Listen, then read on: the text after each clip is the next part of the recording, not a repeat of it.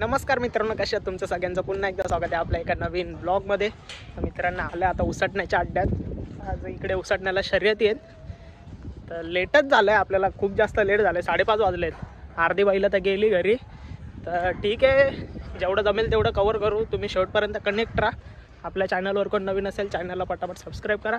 व्हिडिओला like comment share करायला विसरू नका. तर चला, लेट्स गो.